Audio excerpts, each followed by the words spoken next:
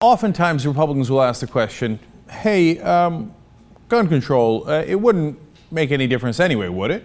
And they just assume that it wouldn't, but in reality, of course, there are facts. First of all, one of the excuses they use is, well, there's sometimes mass killings in other countries. In fact, John McCain, perfect example of that over the weekend. Let's watch. Can't we do anything to stop this? I don't know, to tell you the truth, what we can do, and this immediately leads to the issue of gun control. The killer in Norway was in a country that had very strict gun control laws, and yet he was still able to acquire the necessary means to initiate and carry out a mass slaughter. I think we need to look at everything, if everything should be looked at. But to think that somehow gun control is, or increased gun control is the answer, in my view, that would have to be proved. Well, first of all, let's remember it's a constitutional right. Second of all, I think that if you could prove the case that indeed has a positive effect, but to somehow leap to the conclusion that this was somehow caused by the fact that we don't have more gun control legislation, I don't think has been proved. No, it hasn't been proven. And look at Norway. I mean, since they had that one shooting, they're probably the same as us. Except, here comes facts. In 1997, there was a study in Norway.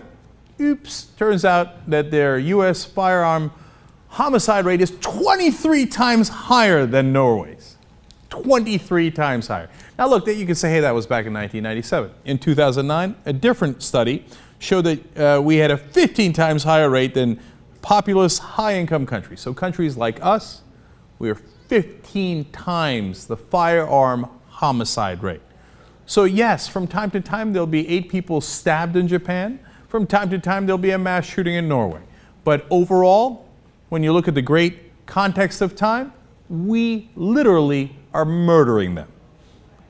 23 times higher than Norway, 15 times higher than comparable countries in our income bracket. So when they say Norway, it's nonsense. On average, our firearm violence is through the roof.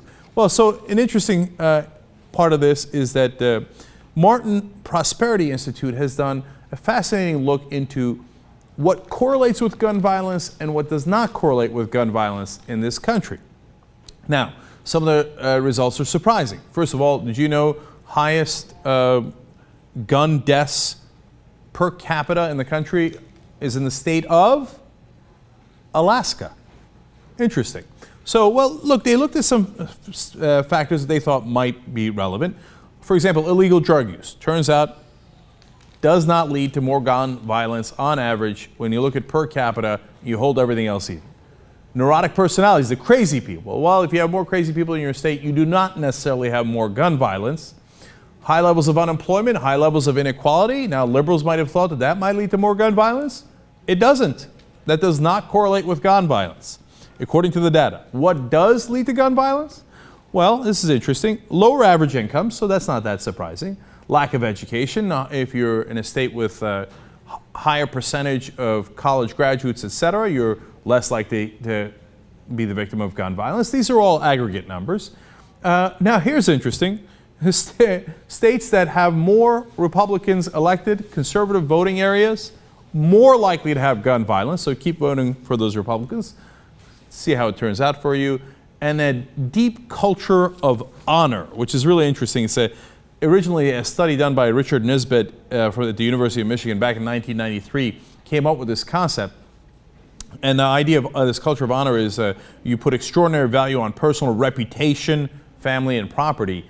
Well, so if anybody touches that stuff, you respond with violence. This is obviously seen more in the South. And a recent 2009 study by Ryan Brown, Lindsay Osterman, and Colin Barnes at the University of Oklahoma also came to the same conclusion.